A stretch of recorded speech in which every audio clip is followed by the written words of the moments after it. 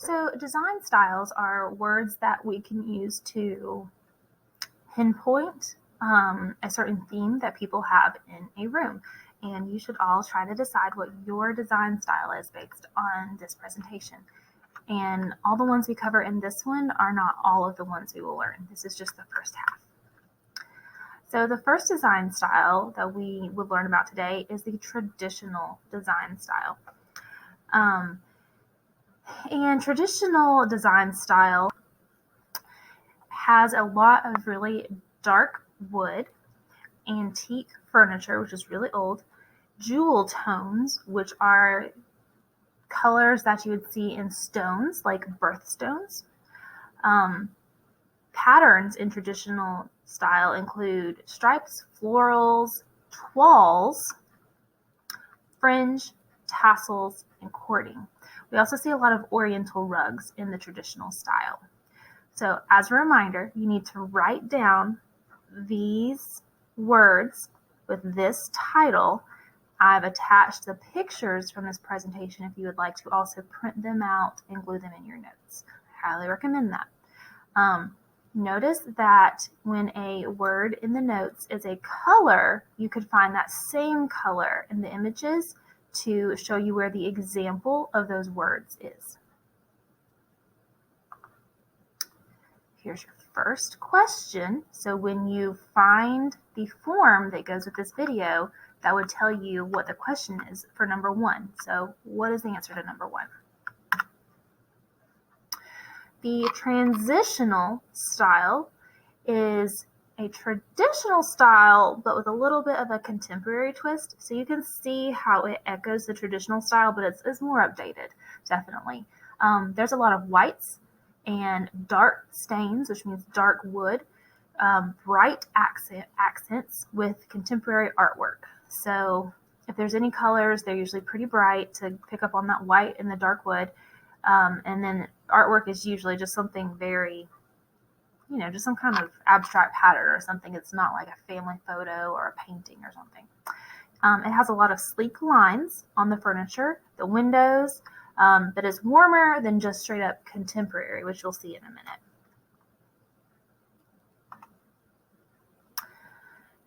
The contemporary style is very sleek, very clean lines. There's a lot of metals and glass or plastic in the furniture in this style.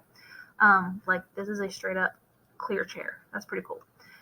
There's a lot of whites, blacks, and grays in this style, and there's pops of really bright colors, much like the transitional style.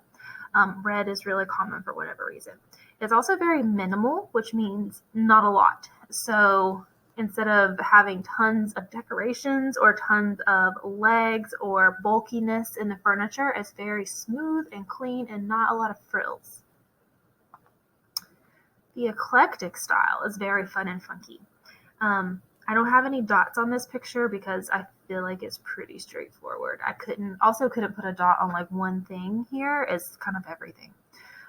There's lots of different colors. Like look how colorful these rooms are. That's super eclectic. There's also lots of different fabrics, patterns, and textures in eclectic design style.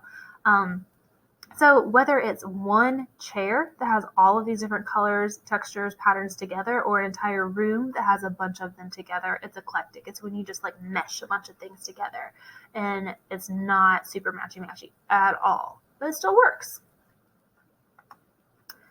The cottage or bungalow style is very Southern and kind of girly usually. It's full of overstuffed furniture, like just very squishy couches and fluffy things.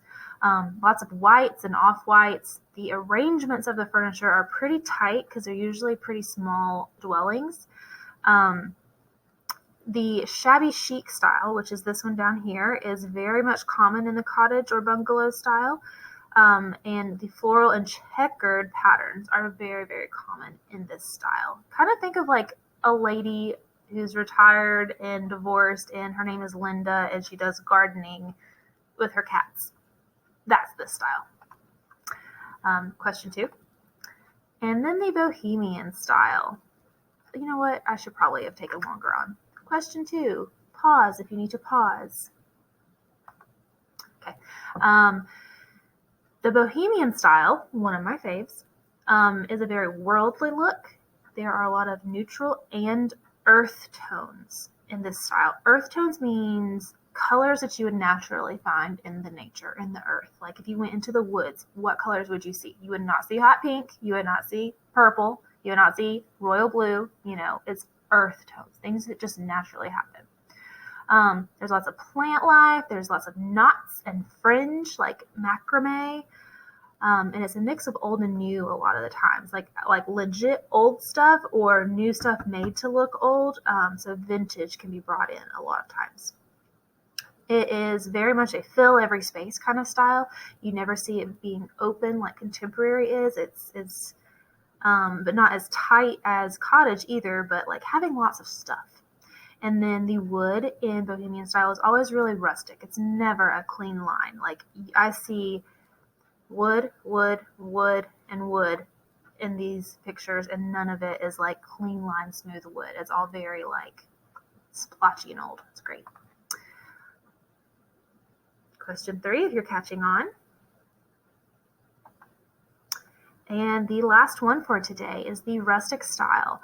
It has a very strong or heavy feel to the overall look, and it's like literally strong and heavy.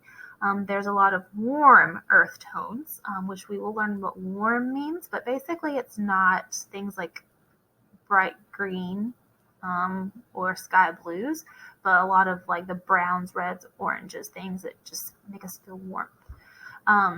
There are a lot of like natural materials, like they're real, they're not fabricated, they're not synthetic, they are like literal logs, literal antlers, literal leather, they're natural. It's full of texture, so much texture. I love texture, but I don't like rustic. It's kind of got this manly stigma to it. It doesn't have to be manly. It's not just for men, but it's kind of that like hunt and live in the woods kind of thing about it. It's rustic. And there's lots of wood, metal, and stone, like an overload in this style, because they're all natural materials, well, not the metal, but the wood and stone is natural, and you want to bring all those in so it's easy to use them all the time. And then metal, because that's that heavy, tough look.